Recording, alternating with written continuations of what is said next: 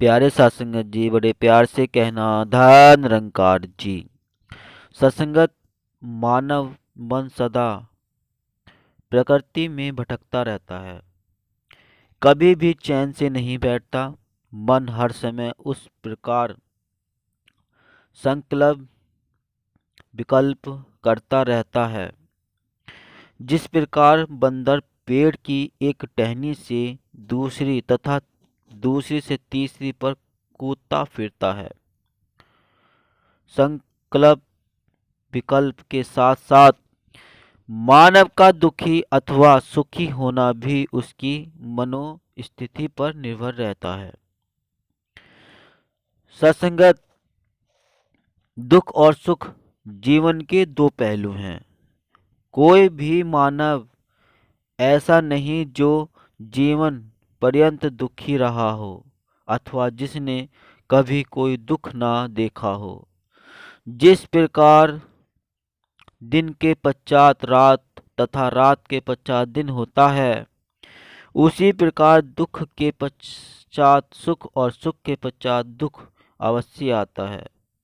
मानव एक तो तब दुखी होता है जब दुख का कारण होता है हो। दूसरे मानव तब दुखी होता है जब उसकी दुखाकार व्यक्ति बनी हो।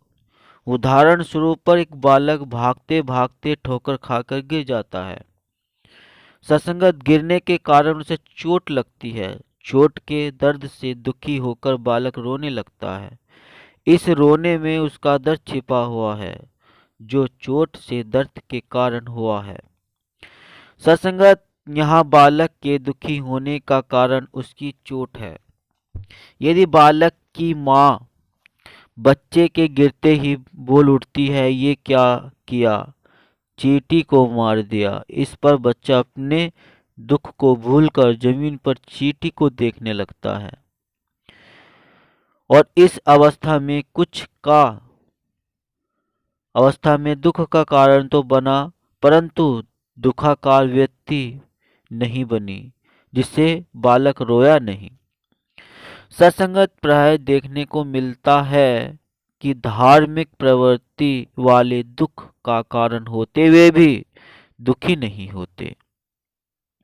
जब भी ऐसे लोगों से मिलकर उनकी कुशल क्षेम पूछते हैं तो यही सुनते हैं कि प्रभु की अपार कृपा है।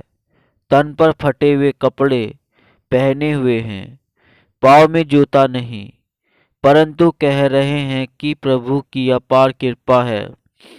इसका कारण यह है कि उनके लिए दुख कारण होते हुए उनकी दुखाकार व्यक्ति नहीं बनती।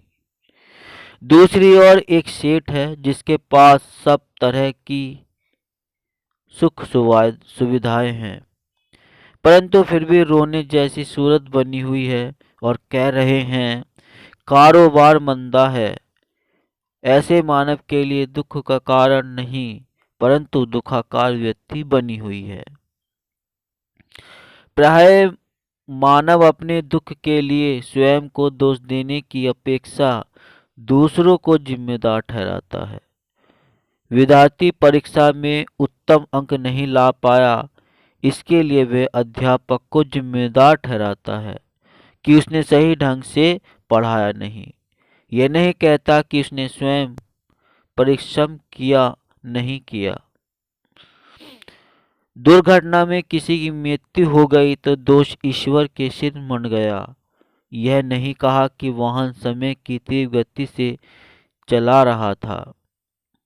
मानव दूसरों को ही दोषी ठहराता है। जैसे कहा भी गया है, सत्संगत, काहू ने कोई सुख दुख कर दाता, निज कृत कर्म भोग सब भ्राता। सत्संगत, ऐसी प्रवृत्ति के मानव प्रेम की अपेक्षा ईर्ष्या तथा घृणा करते हैं। वे दूसरों को सुखी देखकर सुखी नहीं होते, वे सदा अशांत रहते हैं। उनमें मानव मात्र के भले की भावना लेस मात्र नहीं होती। वे न मानव मात्र से प्रेम करते हैं और न ही ईश्वर से। उनमें सदा दुर्भावना भरी रहती है। उनके मन की यह दुर्भावना समय के साथ साथ कटु वचन तथा दुष्कर्मों का रूप धारण कर लेती है, जो मानव के दुख का कारण बनती है। इसलिए यदि दुख का कारण हो भी तो दुखाकार व्यक्ति नहीं बननी चाहिए। मानव जीवन का लक्ष्य दुखों से बचना मात्र ही नहीं है। दुख सुख का सीधा संबंध मानव मन से है। ज्ञान इंद्रियां मन की आज्ञानुसार ही कार्य करती है। प्रत्येक कर्म का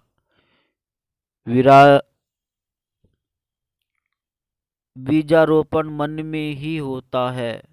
सत्संगत जीवन का सर्वोत्तम लक्ष्य जो सच्चिदानंद ईश्वर की प्राप्ति है, ऐसी शक्ति के साथ मन का नाता जोड़ना है तो आनंद का स्रोत है। सत्संगत जो क्षण भंगुर सुख न प्रदान करके शाश्वत आनंद प्रदान करती है, आनंद के स्रोत के साथ नाता जोड़ने तथा मानव जीवन के सर्वोत्तम लक्ष्य की पूर्ति के लिए मानव को ऐसे संत की शरण में जाना पड़ता है जो स्वयं ब्रह्मज्ञानी हो तथा औरों को भी ब्रह्म ज्ञान प्रदान करने की क्षमता रखता हो। जैसे कहा भी गया है, ऐना उच्चा कहना होवे जो एह उच्चा जान लाए, बूंद वणे ओहे आप समुंदर जो सागर विच आन पाए। आप करे ये जे कृपा आप अपना आप जग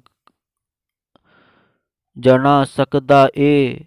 अवतार गुरु जे मिले जाए पूरा, छिन विच राम विखा सकदा ए। संपूर्ण अवतार वाणी शब्द 24 में ये सब लिखा है। और सत्संगत आनंद का स्रोत ईश्वर सर्वव्यापक सर्वशक्तिमान एवं सर्वज्ञ है। यह आदि अनंतर अजर अमर तथा अडोल है। सभी वस्तुएं इससे उत्पन्न होकर इसमें ही विचरण करती हैं और इसमें ही समा जाती हैं। सत्संगत यही सबका जन्मदाता, पालन करता तथा संहार करता है। अकर्ता होकर भी सभी कर्मों का कर्ता भी यही है। सत्संगत ब्रह्म ज्ञान के पश्चात जो मानव इस परम शक्ति के प्रति पूर्णतया समर्पित हो जाता है, वह रजोगुण तमोगुण तथा सतोगुण से ऊपर दुख सुख से परे संसार में विचरण करते हुए अनासक्त भाव से जीवन व्यतीत करता है। ऐसा ब्रह्मज्ञानी मानव दुख सुख में एक समान रहता है। वर्तमान समय में सतगुरु माता सुदीक्षा जी महाराज के मार्गदर्शन में संत निरंकारी मिशन मानव मात्र को ब्रह्म ज्ञान प्रदान करने के लिए प्रयासरत है, जिससे मानव दुख सुख में एक समान रहता हुआ वर्तमान तथा भविष्य दोनों काल में आनंद से परिपूर्ण रह सके। तो सत्संगत, ये हमने जाना कि दुख सुख कैसे एक समान है और एक संत और एक भक्त आध्यात्मिक सोच वाला कैसे दुख और सुख को एक समान मानते हुए अपनी जीवन जीता है। तो दास निवेदन कर रहा है, अगर नहीं किया अभी तक चैनल को सब्सक्राइब, तो संदेश निरंकारी का चैनल को सब्सक्राइब कर दीजिए और बेल आइकन भी प्रेस कर दीजिए। साथ संगत प्रेम से कहना, धन निरंकार जी।